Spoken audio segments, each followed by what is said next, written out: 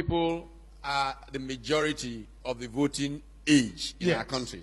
Why can't young people organize themselves and throw out the 70-year-olds? The question is not whether you can throw out the 70-year-olds. The question is that in a situation where the same mind clamors for bread and books, bread will always win. And the political elite of this country have mastered the art because they know that 500 naira and 1,000 naira will make people sell their votes at the polling booth. And so it is not that we young people don't want to organize to take over from you. But it is that your generation has the money to keep our generation aground. And you have deliberate, and your generation has deliberately, sir, except for very few progressives like you, refused to give us the kind of education that will empower us to demand mandatory accountability from your generation. The kind of education that will help us to become innovative and drive competitiveness for Nigeria's economy. When you say that banks are giving loans to small businesses in Nigeria, the banks come with double-digit loans that are unaffordable for those small businesses. When you talk about youth and unemployment, the idea is not even youth unemployment. The idea is that youth unemployability is a greater challenge above youth unemployment. When you do not empower our generation to speak English so that we can get the right kind of jobs that will help us stand side by Singapore, Finland, and Canada, you deprive us of our fundamental humanity. I agree with you, don't worry.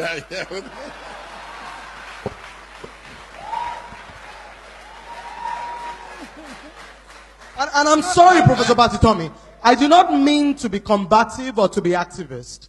This is a platform for reasonable conversation. Absolutely. But I believe that young people like me get the opportunity to speak truth to power only once in a while. And I stand here for an entire generation. I cannot curry it for the old people.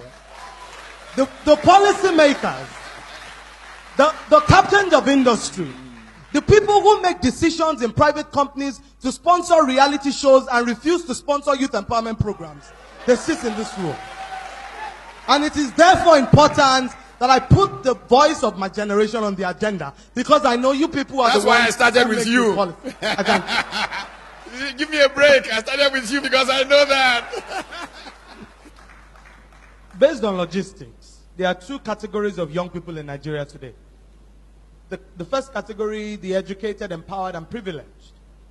The second category, the poor, the deprived, and angry young people, who form the majority of the youth population you refer to, and are the ones that have become the tools of trade in the hands of the politicians.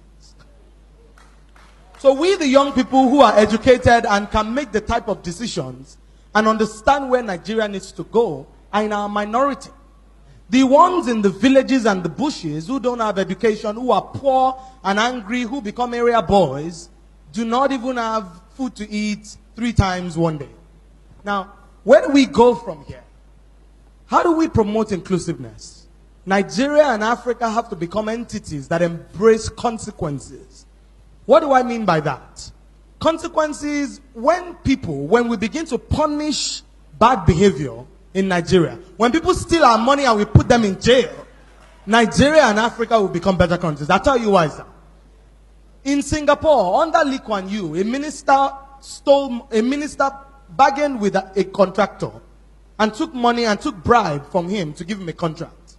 When Lee Kuan Yew found out, the minister committed suicide and left a note behind that he would rather die than face the consequences Lee Kuan Yew will place them. In Nigeria, when people steal our money, we give them chieftaincy titles.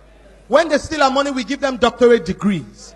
Somebody said that the reason why rich people in Nigeria don't fund research is because there's no substance at the base of their wealth. So when we do not place consequences side by side our actions, we do not send a strong message to the people who have stolen. How do we promote inclusiveness? Number one, we need to be able to embrace the principles of equality, where the children of the rich and the children of the poor can go to public schools, because public servants elevate the quality of education in the public schools. Number two, where the children of the poor can get jobs without having connections. When they go to University of Lagos and go to University of Ibadan, and they are given the same kind of jobs that people like me who went to Harvard University Kennedy School can get, that is when we become an equal country.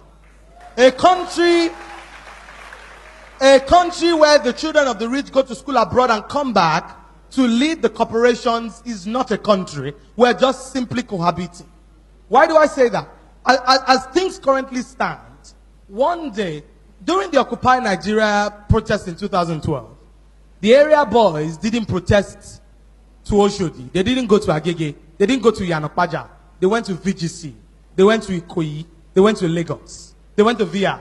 It means that they know the homes where the rich people, the children of the rich people stay. And the truth is that in a country like this, where we continue to segregate and keep the children of the poor aground, this country is going to go up in flames one day. People are going to get to a point where they cannot take anymore. And people are going to get to a point where they cannot take anymore. When we create jobs, we cannot, within companies, we cannot decide that, for example, the children of the rich must be superior to the children of the poor. And as we continue to promote the ideas of diversity, of inclusion, of equality, we need to move forward and think about how to strengthen the economy of Nigeria by diversifying.